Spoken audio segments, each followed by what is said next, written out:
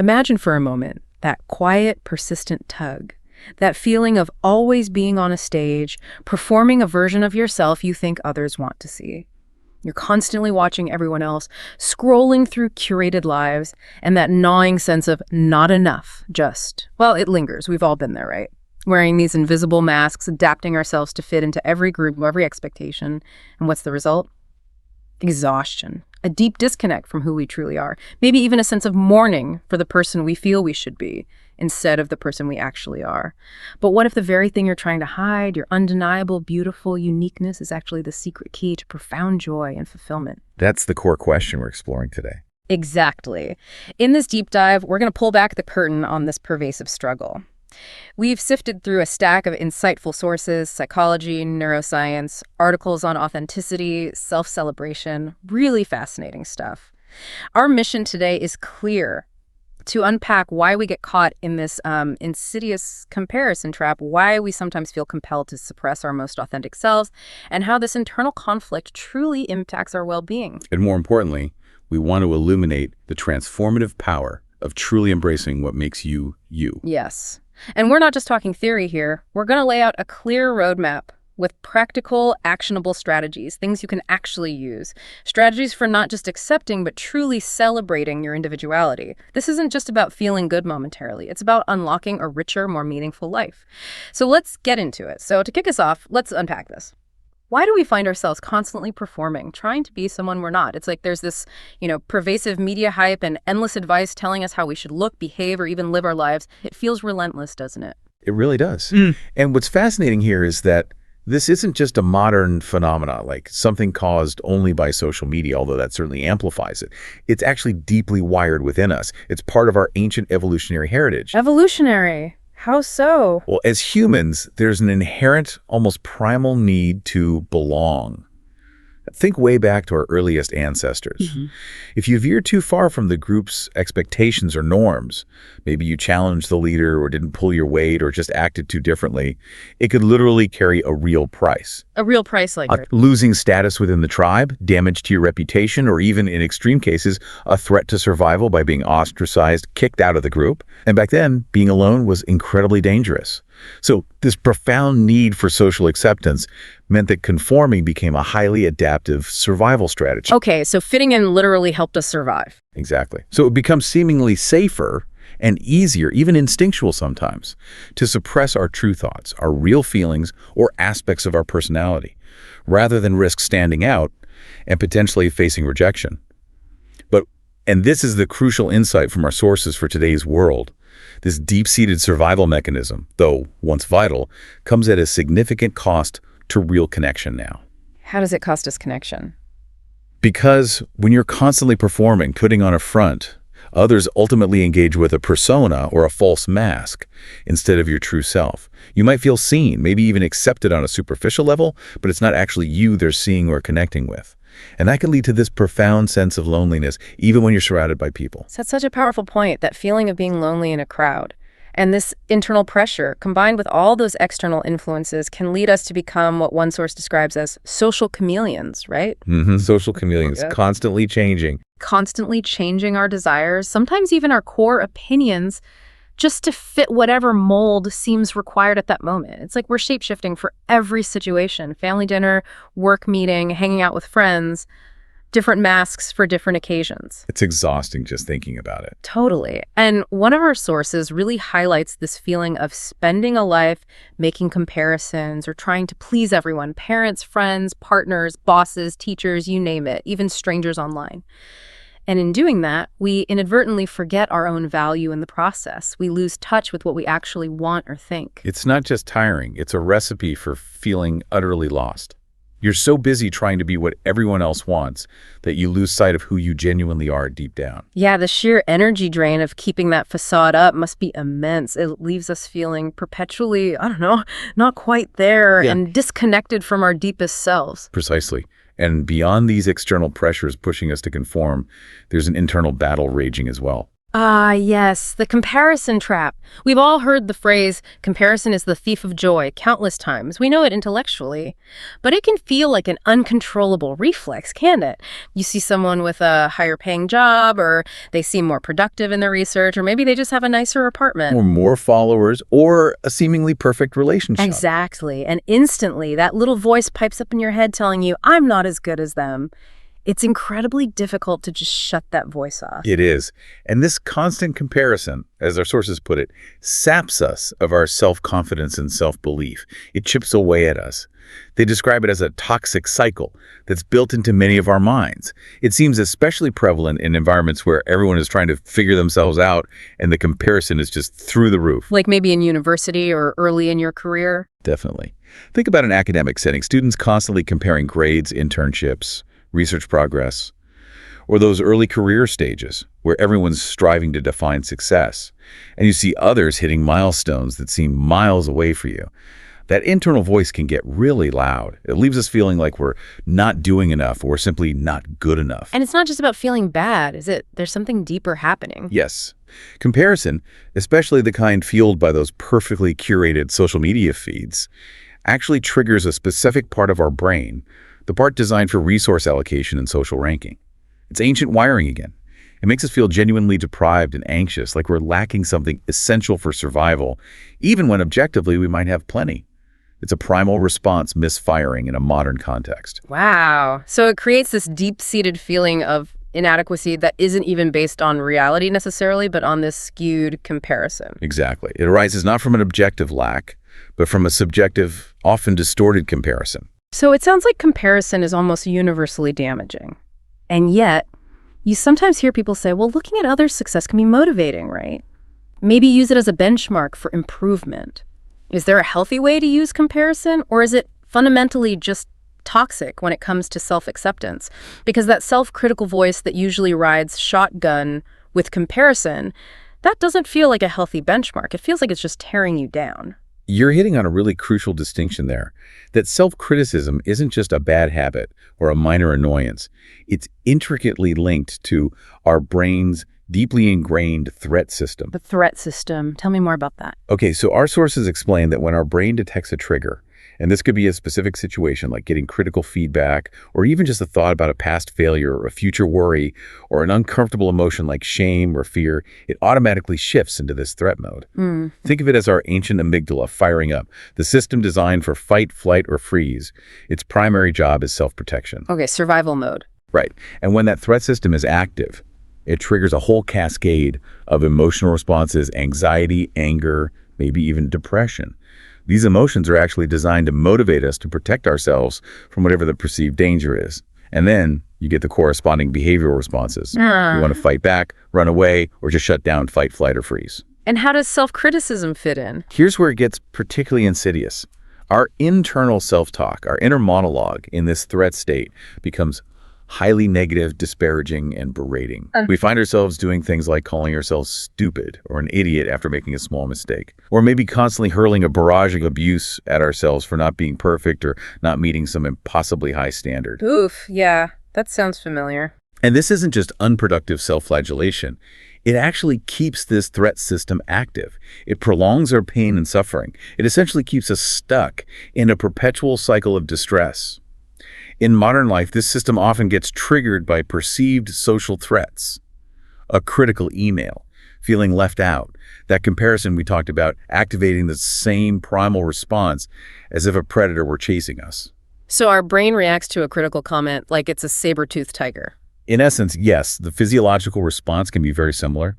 And this prevents our prefrontal cortex, the part of our brain responsible for rational thought, planning, problem solving, from fully engaging. We're literally not thinking straight when we're deep in self-criticism.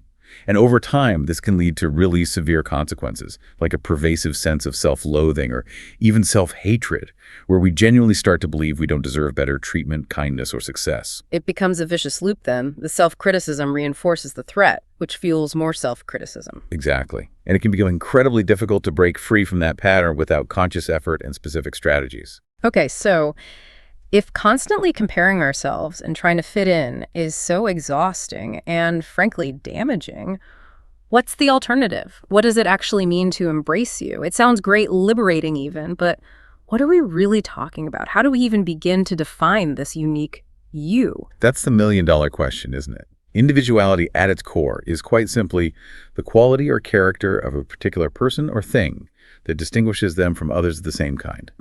Our sources clarify that it's essentially all the things that make you unique and different from everyone else. Like what kind of thing? Oh, everything. Your specific personality, quirks, the way you laugh, your particular sense of humor, your deeply held beliefs, and core values. The sum total of your life experiences, the triumphs, the struggles, the lessons learned, your unique blend of talents and skills, your passions, your interests, your fears. Everything in between. It's the confluence of countless factors, genetics, upbringing, culture, choices you've made, people you've met, making it genuinely impossible for any two people, even identical twins raised together, to be truly identical in their life experiences or perspectives. So each of us is like a one-of-a-kind tapestry. Exactly. You are, in essence, a singular, unrepeatable event in the universe, a unique tapestry woven from an infinite number of threads. Wow. Okay. But it's important to clarify what individuality isn't, right? Because sometimes it gets twisted. Absolutely crucial. Our sources make it very clear. Embracing your individuality is not an excuse to be selfish or narcissistic, or to constantly put your needs above everyone else's without consideration. Healthy relationships, functional teams, a thriving society. These all depend on a vital balance of give and take, empathy, and consideration for others. Individuality doesn't mean isolation or disregard. And it doesn't mean you're better or worse than others. Not at all. Since we all fundamentally unique, it's completely impossible to truly compare ourselves to others in a meaningful, objective way. Their life experiences, their perspectives, their internal world will never be identical to yours. So embracing individuality is about recognizing and valuing your own unique journey and qualities, and understand that everyone else also has their own distinct path and their own rich internal world. It's about being uniquely you, not trying to be a better version of someone else, and certainly not a reason to look down on others for being different. It's about accepting your own specific flavor of humanity, and ideally, in doing so, gaining a deeper appreciation for all the diverse flavors around you. That distinction is so important. Being individual isn't about being superior, it's about being authentic. So embracing your individuality then means being true to yourself and expressing your authentic self. It sounds liberating, as we said, but what does that truly look like in day-to-day life? It's easy to say, be authentic, but how do we know if we're doing it? Where do we even start? Well, authenticity, according to the research we looked at, stems from knowing what's important to you, your values, your beliefs, your passions, and remaining true to these values in the face of external pressures and expectations. Fit with now. When you act from an authentic place, you are significantly less likely to let those external pressures from society, peers, family, whoever, fundamentally change who you truly are. Change how you express yourself, maybe, or who you hang out with. Exactly. How you express yourself, who you connect with authentically, how you choose to spend your precious time and energy. It's deeply personal, so it manifests differently for everyone. But some common behaviors often shared among those who live and act authentically include things like bringing one's whole self to work or a relationship. Meaning not putting on a different face for work versus home. Precisely. Not compartmentalizing yourself based on who you're with. Yeah. It could be someone who's authentically passionate about vintage fashion, choosing to wear their unique style to a corporate meeting, rather than conforming to a strict dress code that feels totally unnatural to them. Or, maybe for an introvert, it might mean politely declining a large, loud social gathering because they know it will drain them. Rather than feeling obligated to go and then suffering afterwards, they're honoring their true needs. Okay, what else? Speaking your mind. Letting others know where you stand on things, even if what you have to say isn't particularly popular or if it challenges the status quo. Doing so respectfully, of course, but clearly. It also involves taking responsibility for your actions, owning your mistakes, and not blaming them on someone else. And consistently keeping promises, following through on commitments you make, both to yourself and to others. So it's really about integrity, making sure your inside matches your outside. That's a great way to put it. Ensuring your internal beliefs and values align with your external actions and expressions. So why is this so crucial? What's the real, tangible impact of living authentically? Beyond just feeling a bit better, what are the broader benefits we can expect? Oh, the benefits are profound and really far-reaching, touching pretty much every aspect of your well-being.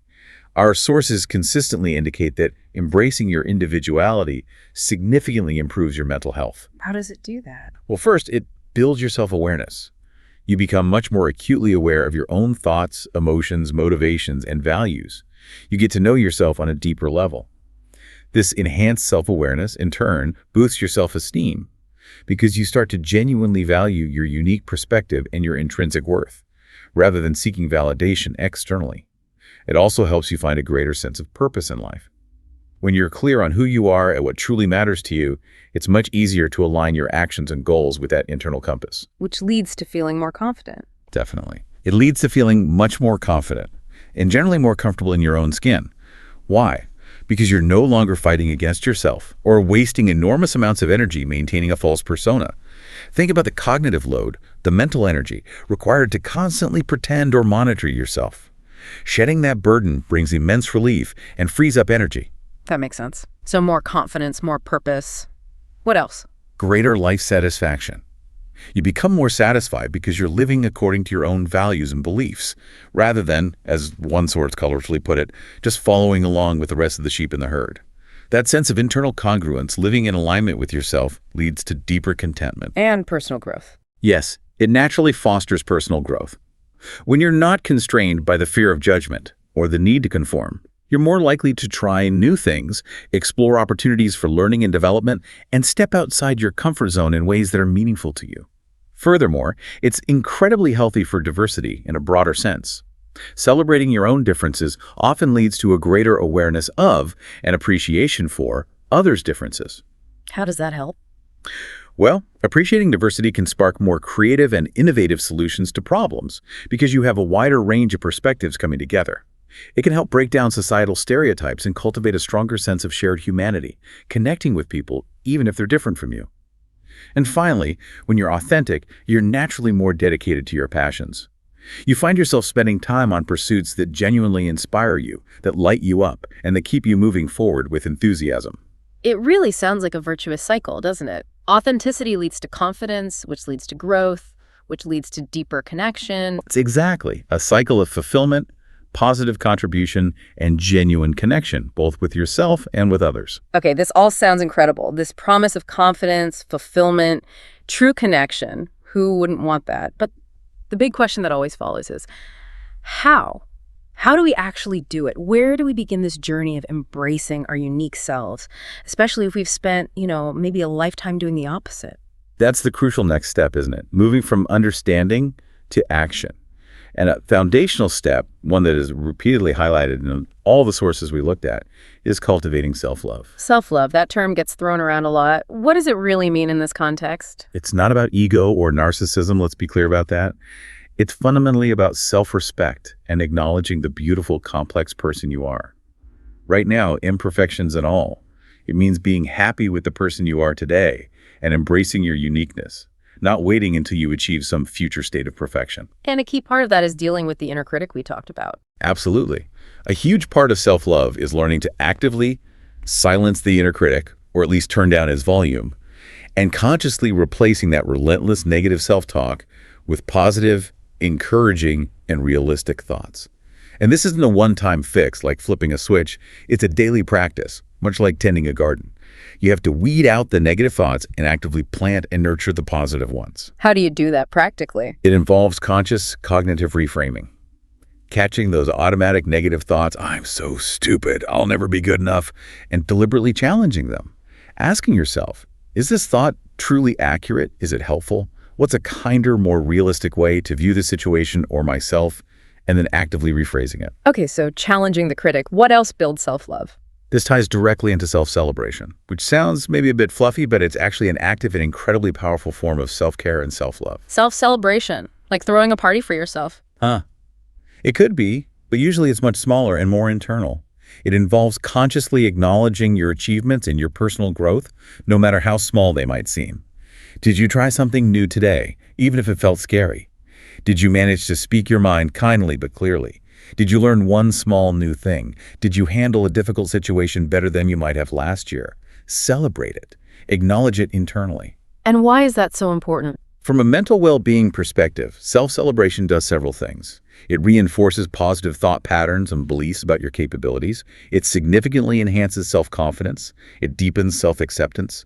And it actively cultivates self-compassion. Crucially, it directly combats that negative self-talk and self-criticism we discussed, the stuff that keeps the threat system buzzing. By focusing on wins, however small, you reduce the power of the inner critic. So it can actually help with anxiety and depression. Yes, research suggests it can reduce symptoms of anxiety and depression. Celebrating yourself fosters a healthier mindset, helping you build resilience and approach life's inevitable challenges with greater optimism. And get this, when we acknowledge and celebrate ourselves, studies even show neurochemical changes happening in the brain. Like what? You get a release of dopamine, the neurotransmitter associated with reward and motivation. This reinforces that positive feeling and actually motivates you to repeat the behavior that led to the win. So, self-celebration can become a powerful, self-sustaining habit. You also often get a release of oxytocin, often called the love hormone or bonding hormone. This fosters feelings of safety, connection, and trust, even connection and trust with yourself. It brings profound calming benefits. It's a powerful feedback loop that literally helps rewire your brain for greater well-being. That's fascinating, the idea of neurochemical changes just from celebrating yourself. But okay, often being kind to ourselves, being self-compassionate, it feels incredibly difficult. We seem to be experts at self-criticism. We've had a lot of practice, right? But self-compassion sometimes seems elusive, maybe even feels alien or, I don't know, undesirable, like it's weak. You've hit on such a critical point there. Self-compassion is crucial, and you're right, it often feels hard. But the good news is it's a skill. And like any skill, it absolutely can be developed with practice. Our sources break it down into 4 key elements, which can make it feel more concrete and less abstract. Okay, what are they? First, awareness. This just means being attentive or sensitive to your own pain or suffering. Noticing when you're hurting, whether that's emotional pain like sadness or frustration, mental distress like anxiety or physical discomfort. Yeah. It's about not ignoring it, suppressing it, or trying to tuck it out without acknowledging it. It's simply acknowledging, ouch, this hurts right now. Okay, notice the pain. Step 1. Step 2 is normalizing. This is about recognizing that this pain, this struggle, this imperfection is a universal human experience. It's not some personal fault or failing on your part. You are absolutely not alone in experiencing difficulty, making mistakes, or feeling inadequate sometimes. This is part of the shared human condition. So I'm not alone in feeling this way. Exactly. Step 3 is kindness. Once you're aware of the pain and have normalized it, you meet that pain with feelings of care, warmth, and concern, just as you would instinctively offer to a struggling friend or a loved one you care about deeply. It's about treating yourself with that same empathy, patience, and gentleness. Talking to yourself like you'd talk to a good friend. Precisely. And the 4th element is alleviation. This involves focusing your energy on ways to actually ease the pain or soothe yourself. This might involve providing further comfort and caring actions, like taking a break, doing something relaxing. It could mean offering yourself a helpful, balanced perspective on the situation, or it might involve finding the strength and courage to take necessary actions to address the problem you're facing, but from a place of care rather than self-attack. Can you give a quick example? Sure. Let's use that mistake at work scenario again. You sent an email with a typo or missed a deadline. Awareness is noticing the pit in your stomach, the racing thoughts, the "I'm such an idiot" internal dialogue. Normalizing is thinking, okay, everyone makes mistakes sometimes. This is frustrating, but it's human. My colleagues have probably done similar things. Kindness might be placing a hand over your heart, taking a deep breath, and mentally saying something like, "This feels really uncomfortable right now, and that's okay. It's hard to feel like I messed up." And alleviation could be taking a few more deep breaths to calm your nervous system, then focusing on a constructive plan. Okay, what can I do now? I can send a correction email. I can apologize if needed. I can figure out what led to this and how to prevent it next time. You're addressing it, but from a place of self-support, not self-blame. That makes it much clearer. Awareness, normalizing, kindness, alleviation. And the profound benefit of practicing this, especially the kindness part, is its ability to activate our soothe system. The soothe system. Yeah. You mentioned threat, drive, and soothe earlier. Yes, so our emotions, as described in one compelling framework, are governed by these 3 main systems. The threat system, always scanning for dangers, real or perceived, including our own flaws or mistakes. Keeps us safe, but can lead to chronic anxiety and criticism. The drive system spurs us to achieve goals, seek rewards, get things done. Important, but can lead to burnout, perfectionism, and can easily flip us into the threat system if we fail or feel inadequate. And the soothe system. This system is associated with feelings of calm, safety, contentment, and connection. It has a calming, regulating influence on the other 2 systems. And self-compassion activates soothe. Exactly. When we are self-compassionate, when we offer ourselves warmth, kindness, gentle touch, soothing words, we trigger the release of oxytocin. This hormone brings those calming benefits. It can lower heart rate and blood pressure, activate the vagus nerve, which promotes a relaxation, and foster feelings of safety and overall life contentment. It's essentially an internal biological mechanism for self-regulation and peace. It allows our rational prefrontal cortex to come back online so we can think clearly and act constructively rather than being hijacked by primal fear or harsh self-judgment. So self-compassion isn't just being nice to yourself, it's physiologically calming your threat response. Precisely. It's actively sending safety signals to your nervous system. But you acknowledge it can be hard. Why is it so difficult for so many of us? There are several reasons. For some, it might be due to underdeveloped soothe systems from early life experiences. If caregivers weren't consistently warm, responsive, or soothing, those neural pathways for self-soothing might not have been strongly established in childhood. We simply didn't learn how. Our brain also has a natural negativity bias. The threat system tends to be more dominant and easily triggered than the soothe system. It's a survival thing. Many people also just lack awareness that self-kindness is even an option. They operate on autopilot, constantly self-criticizing because it's what they've always done, maybe what they saw modeled. Or, and this is a big barrier, they hold negative beliefs about self-compassion. They think it's touchy-feely, self-indulgent, weak, or that it will lead to laziness, lower standards, or a lack of motivation. Yeah, I've definitely heard that if I'm kind to myself, I'll just let myself off the hook. Right. But our sources and a growing body of research are very clear. Self-compassion does the opposite. It actually builds resilience. It fosters motivation, intrinsic motivation, driven by care, not fear. And it enables healthy, constructive action because you're not paralyzed by shame or self-attack. Yeah. It's a skill, a strength even. And like any skill, it can absolutely be developed and strengthened through consistent conscious practice. It takes time, but it's possible. Okay, so we're working on self-love, self-celebration, self-compassion internally. Beyond these crucial internal practices, how do we get clearer on what actually makes us uniquely us?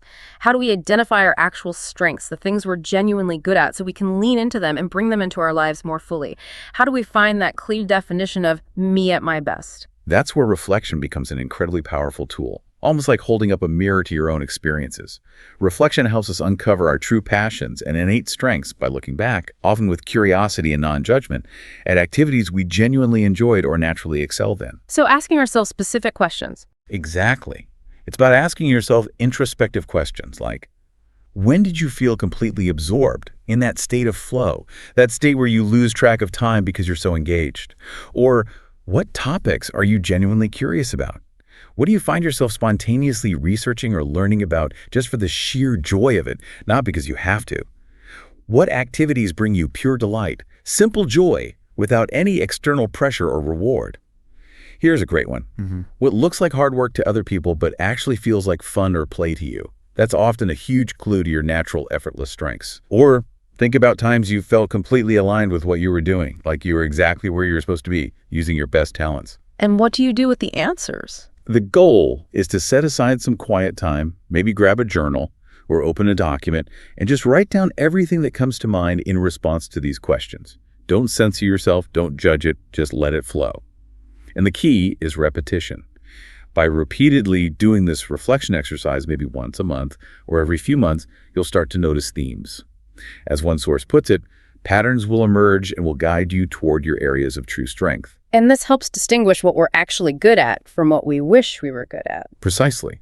It helps us distinguish desired strengths, things you want to be good at, perhaps due to external influences, societal expectations, ego, or maybe seeing someone else succeed at it from your actual strengths, the things that are authentically yours.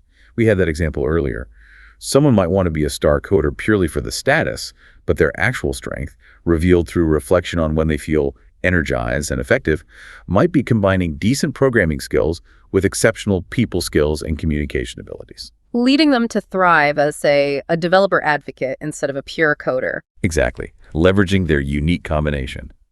Our strengths are often, as one source beautifully put it, hidden in plain sight. They feel so natural and effortless to us that we don't even recognize them as strengths.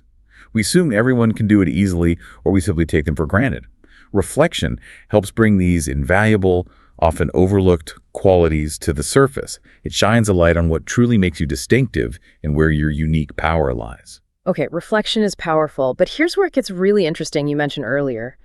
It's not just about what we think our strengths are. We can actually get a 360-degree view of ourselves through an exercise called the Reflected Best Self, or RBS. This involves asking other people how they see you when you're at your best. That sounds potentially amazing, but maybe also a bit scary. It can feel vulnerable, definitely. Yeah. But the RBS is potentially transformative, precisely because it helps us examine the impact we've made on people in different spheres of our lives. It helps overcome our inherent self-perception biases. We often tend to downplay our strengths or magnify our perceived flaws. Others can see us more objectively sometimes. So how does it work practically? It's about systematically collecting feedback. You reach out to 10 or more people who've seen you at your best. And this should be a diverse group, not just current colleagues, but perhaps family members, close friends, past teachers or professors, mentors, maybe people from volunteer groups or clubs, former bosses, people who've known you in different contexts and seen different facets of you. And what do you ask them? Just what are my strengths? The question is more specific and evocative. It's something like, I'm doing an exercise to better understand myself when I'm at my best. Could you please take a few minutes to describe a time or times where you've seen me operating at my very best? What was I doing? What qualities was I demonstrating? And what impact did I have on you or the situation? You're asking for specific stories and examples, not just general adjectives. Why are stories better? Because stories contain rich details about your actions, the context, and the impact you had, which is often where the clues to your unique strengths lie. People who know us well are often surprisingly better at identifying our actual strengths because they've seen us in action, often when we weren't even consciously trying to demonstrate a strength. They have that objective distance and a different perspective. You mentioned an example earlier, the entrepreneur whose mother spotted his talent. Yes. He recounted how his mother was the first to point out his specific knowledge and talent for business critique. From a young age, she observed him naturally dissecting why local shops operated the way they did, what worked, what didn't. He was just curious, but she saw an innate strength, even though his own aspiration at the time was to be an astrophysicist. He later realized she was right, and he leveraged that very strength to immense success in venture capital and tech, understanding businesses at a deep, intuitive level. That kind of external validation and insight can be incredibly eye-opening and affirming. Okay, so you gather maybe 10, 15, 20 of these stories from different people. What then? Then comes the analysis. You read through all these rich responses, and honestly, it can be quite a moving and validating experience just to read how others perceive you positively. You look for recurring patterns, common themes, specific skills or qualities that are mentioned repeatedly across different stories and different people. You'll likely find commonalities, sometimes surprising ones, strengths you might not have initially considered because, again, they come so naturally to you. And these themes form the basis of the self-portrait. Exactly. These themes, ideally combined with the insights from your own internal reflection, your self-assessment, then form a self-portrait. This isn't just a list of strengths. It's a concise, written declaration, maybe 1-2 paragraphs, that answers the question. Who am I when I'm at my absolute best? What are my core unique strengths, values, and the impact I have when I leverage them? That sounds incredibly powerful. But then what? You have this portrait. The final, and arguably most challenging but also most rewarding step, is to redesign your life around your strengths. This isn't about radically changing everything overnight, usually. It means making conscious choices to spend more time engaging in activities and taking on roles or projects that utilize your core strengths. It means optimizing your life decisions, career choices, relationship dynamics, hobbies to better leverage these unique abilities. It means actively seeking opportunities to deepen your mastery in those strength areas. And yes, sometimes it might mean reorienting your career path significantly to align more closely with your unique capabilities and passions. So it's about intentionally shaping your life to play to your strengths, rather than constantly trying to fix your weaknesses or fit into a mold that doesn't suit you. Precisely. It's about escaping that endless competition treadmill through authenticity. Because when you operate from your unique constellation of strengths, you're not really competing in the traditional sense. You're simply being incomparable. You're offering something only you can offer. And this isn't just about feeling good, although that's a huge part of it. It's about maximizing your positive impact on the world and creating a life that feels genuinely fulfilling and right for you from the inside out. Okay, so armed with this newfound self-awareness, this clearer self-portrait of who we are at our best, what are the actionable steps we can take, like starting tomorrow, every day, to truly live our unique truth and step into that joy we're talking about? Where do we start translating all this insight into daily action? Great question. It boils down to small, consistent actions. First, and this sounds simple but can be hard, consciously express yourself. Again, it doesn't mean you have to become some flamboyant character overnight if that's not you, but it means actively allowing your genuine individuality, your thoughts, your style, your interests, your humor, to show in ways that feel authentic to you. Our sources acknowledge this will likely feel challenging, maybe even terrifying, especially if you've spent years conforming. You'll be stepping outside your comfort zone, potentially facing judgment, real or imagined. But the key is to start small, to dip your toe in the water, as they say, to gradually get comfortable. Give me an example of dipping a toe in. Maybe it's wearing a slightly bolder color or accessory than usual, or sharing a quirky interest you usually keep hidden with a trusted friend. Or perhaps speaking up with a unique perspective in a team meeting, when you might normally stay silent, even if your voice shakes a little. These gentle steps build confidence and slowly expand that comfort zone around self-expression. Okay, express yourself, start small. What's next? Second, consciously allow yourself to do what brings you joy. This is simpler than it sounds, but profoundly impactful in shifting your energy and focus. As one source advises, make it a guiding principle. If it brings you joy, then do more of it. And if it takes away from your joy, then do less of it. This could be as wonderfully simple as indulging in those quirky interests you might have previously hidden or felt embarrassed about, like the example shared in our sources of someone having their Spice Girls dolls overseeing their work desk because, hey, it brought them joy. Huh. I love that. It's not about grand gestures necessarily. Not at all. Sometimes it's about embracing the delightful, quirky details that genuinely light you up, regardless of what others think. The more you consciously focus on and make space for these things, the more comfortable and confident you become in expressing those authentic parts of yourself. It's that positive reinforcement loop again, guiding you towards your unique path of happiness. Makes sense. Do more of what brings joy. What else? Third, actively explore your passions and interests. These aren't just fleeting whims or distractions. They are often deep reflections of what truly draws you, what energizes you, and what helps you learn more about your unique identity. So dedicate intentional time, even if it's just small pockets, to creative outlets that call to you: writing, painting, playing music, coding, gardening, cooking, fashion design, volunteering for a cause you believe in, even complex problem solving in a specific niche you find fascinating. These pursuits provide a powerful outlet for your unique creativity and perspective. They help you feel more comfortable, confident, and capable in your own skin because you are actively engaging with the things that make you feel alive and authentic. Okay, explore passions. Number 4. Fourth, deliberately be open to trying new things. We often limit ourselves based on past experiences or assumptions about what we'll like or be good at. But the only way to truly know something resonates with your authentic self is to actually try it. So challenge yourself gently.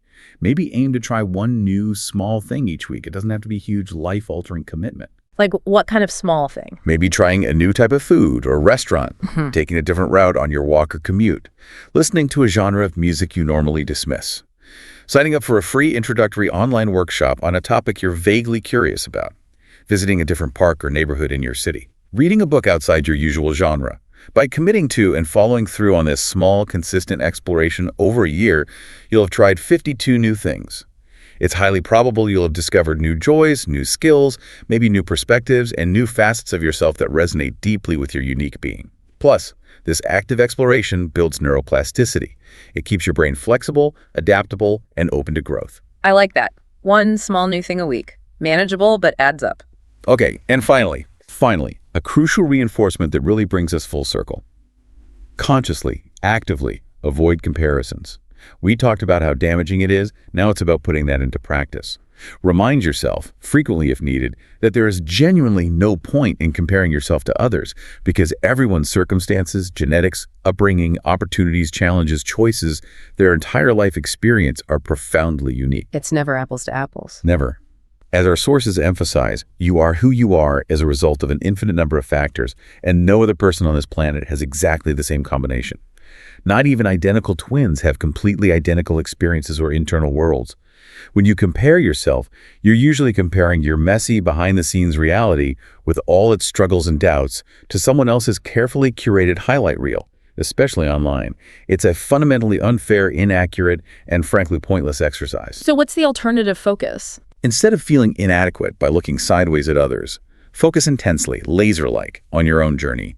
Focus on being the best possible version of yourself. If you must compare yourself only to the you of yesterday and the person you aspire to be in a year from now. Is your trajectory moving in a direction that feels authentic and meaningful to you?